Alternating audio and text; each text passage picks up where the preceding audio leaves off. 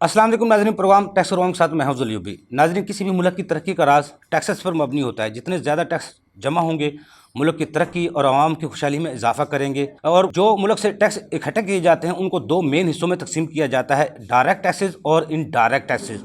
पाकिस्तान में इनकी शरह क्या है और किसी भी मुल्क की जीडीपी में इसकी क्या शरह होती है, और किसी मुल्क की तरक्की का राज डायरेक्ट टैक्सेस पर मबनी है या इनडायरेक्ट टैक्सेस पर, इस पर आज हम गुफ्तगू करेंगे। दूसरा, सागदार साहब वज़ीर ख़जाना का हलफ उठा चुके हैं। हमारी इकॉनमी में क्या तब्दीली आने वाली है और क्या बेहतरी आएगी, इस पर भी गुफ्तगू होगी। हसन अल कादरी साहब, ये बताइएगा, इनकम टैक्स गोशवारे की तारीख में तोसी होनी चाहिए या नहीं होनी चाहिए, क्योंकि आज आखिरी दिन है। जी बहुत शुक्रिया यूबी साहब, मुझे मदऊ करने का अपने प्रोग्राम में। जी आप बिल्कुल दुरुस्त फरमा रहे हैं। देखें, जो जहाँ तक रिटर्न के हवाले से जैसे आप कह रहे हैं, रिटर्न का जी देखें, कानूनन मामला ये है कि 90 दिन का टाइम टैक्स पेयर को मिलना चाहिए, जिस दिन उसूली तौर पे आपने एक फ्लॉलेस रिटर्न दे दी है, जिसमें कोई मसले मसाइल नहीं है, कोई इश्यूज़ नहीं है। तो अगर इस लिहाज से हम देखें तो अगर टैक्स पेयर को जो रिटर्न दी जा रही है, अगर वो उसके बाद 90 दिन का वक्त नहीं दिया जा रहा, तो उसूली बात ये बनती है कि 3 महीने के लिए रिटर्न का टाइम बढ़ाना चाहिए।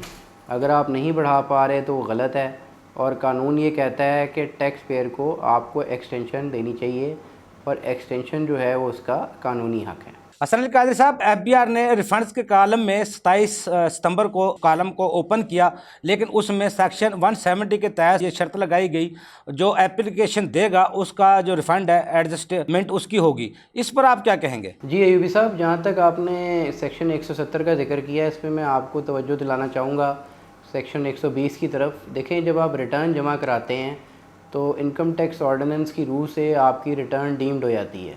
ये बात दुरुस्त है कि रिफ़ंड लेने के लिए, या रिफ़ंड जब आपने लेना है, टैक्स पेयर ने लेना है डिपार्टमेंट से, तो उसको डिटरमिन करवाना ज़रूरी है।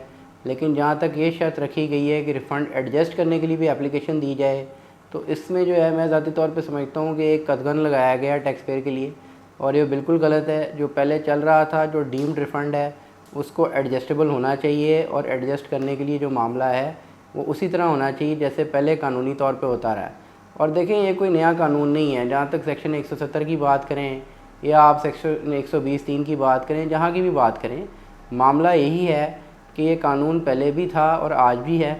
तो मुझे समझ में नहीं आती कि इस तरह की शराइत क्यों रखी जा रही। हसन अल कादरी साहब, ये बताइएगा, मुल्क की आमदन में डायरेक्ट टैक्सेस का जो किरदार है वो क्या है? जी आपने जो डायरेक्ट टैक्सेस की तरफ तवज्जो दिलाई है, देखें डायरेक्ट टैक्सेस का बिल्कुल आप सही कह रहे हैं। अगर हम इसका एनालिसिस करें और इसको एक लिहाज से देखें, तो ज़्यादातर टैक्स जो हम कलेक्ट कर रहे हैं वो सेल टैक्स से कर रहे हैं, और सेल टैक्स के अलावा जो विद होल्डिंग टैक्स है हमारा, जो डायरेक्ट टैक्सेस में भी है, हम उससे टैक्स कलेक्ट कर रहे हैं। हम ब्रॉडनिंग की तरफ नहीं जा रहे। देखें, सूनर और लेटर, आज नहीं तो कल हमें ब्रॉडनिंग की तरफ जाना पड़ेगा। मैं बहैसियत member executive committee Lahore tax bar, बहैसियत member fiscal law committee, ICAP का मेंबर होने के बतौर पे, और जहाँ जहाँ जिस फोरम पे हमने बात की है, हमने हमेशा इस बात को वाज़ेह तौर पे कहा है कि तमाम पॉलिटिक्स को साइड पे रख के हमें ब्रॉडनिंग की तरफ आना पड़ेगा, और हमें ये मानना पड़ेगा कि जब तक नेट टैक्स पेयर नहीं आएंगे नेट में, तो पुराने टैक्स पेयर के ऊपर जो है बर्डन पड़ता जाएगा, और हम शायद इकनॉमिकली उस तरह सर्वाइव नहीं कर पाएंगे।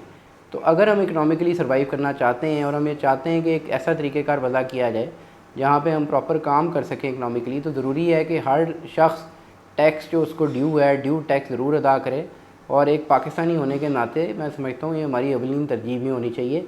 हाँ, ये ज़रूर है कि ये एक अलग बहस है कि हमें फ़वाइद क्या हासिल होते हैं, लेकिन टैक्स पेयर्स के अंदर टैक्स बेस बढ़ाना एक इंतहाई अहम चीज़ है। अच्छा हसन अल कादरी साहब, हुकूमत और एफबीआर डायरेक्ट टैक्सेस को फोकस क्यों नहीं करते? हाँ जी, जहाँ तक आपका ये सवाल है कि एफबीआर डायरेक्ट टैक्सेस पे फोकस क्यों नहीं करता, देखें तकलीफ़ दह बात है, और आप दुरुस्त कह रहे हैं। और यहाँ पे एक बात कहने की मैं इजाज़त चाहूँगा कि देखें, हमें फिर जो है ना अपनी कंफर्ट जोन से बाहर आना पड़ेगा।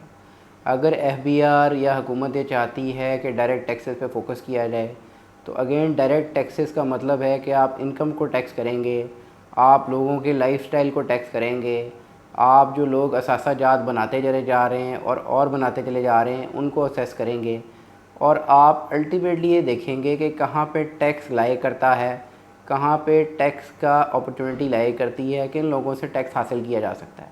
और उसको टैक्स करने के लिए ज़रूरी है कि आप ब्रॉडनिंग की ड्राइव की तरफ जाएंगे, तभी आपके डायरेक्ट टैक्सेस का रेशो बढ़ सकता है। और इसमें जो मेजर वजह मुझे नज़र आती है कि इसमें मैं आपसे अर्ज़ करूँ कि इंतहाई मादरत के साथ हम बहैसियत डिपार्टमेंट शायद अपनी कंफर्ट जोन से बाहर नहीं निकलना चाहते। हसन अली कादरी साहब, ये भी बताइएगा कि गैर मुल्की कर्ज़ों और सूद अदायगियों के लिए हुकूमत को कौन से टैक्सेस को फोकस करना चाहिए? जी यूबी साहब, आपने फिर वही बात की कि गैर मुल्की कर्ज़े, देखें कर्ज़ों का और जहाँ तक सूद का मामला है ना, आप बिल्कुल ठीक कह रहे हैं।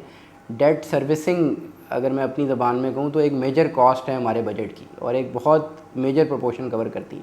तो उसमें देखें मसला ये है कि जी जब तक आप ब्रॉडनिंग की तरफ नहीं जाएंगे ना, डेट सर्विसिंग की तरफ ही आप रहेंगे। हाँ, आज आप टैक्स लेना शुरू कर दें सबसे, मैं आपको पूरे एतमाद के साथ कहता हूँ कि आप ना सिर्फ कर्ज़ा उतारने की तरफ जाएंगे बल्कि सूद से भी बाहर निकल आएंगे और आप कर्ज़ा भी उतार लेंगे। सिर्फ इशू क्या है कि जिनके पास असासे हैं उनसे ड्यू टैक्स लेना चाहिए, जिनके पास लाइफस्टाइल है उनसे ड्यू टैक्स लेना चाहिए, और सबसे अहम चीज़ ये है कि ऊपर से नीचे की तरफ हमें जाना चाहिए।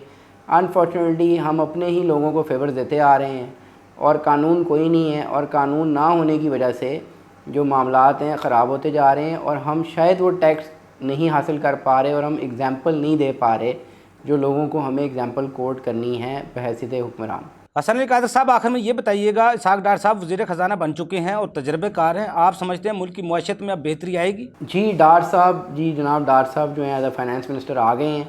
ऑब्वियसली वो एक पॉलिटिकल इस पे कमेंट तो मैं कोई नहीं करूँगा, लेकिन मैं ज़ाती तौर पे समझता हूँ कि डार साहब के एक्सपीरियंस को हम जानते हैं। लेकिन देखें उसमें ये है कि अगेन बड़ी ट्रिकी सिचुएशन है। ऑब्वियसली उनकी एक हिस्ट्री रही है, जो अब अहम चैलेंज है जो कि शायद पहले कवर नहीं हो सका, डॉलर को कंट्रोल होने का और फ्यूल प्राइसेस को कंट्रोल होने का।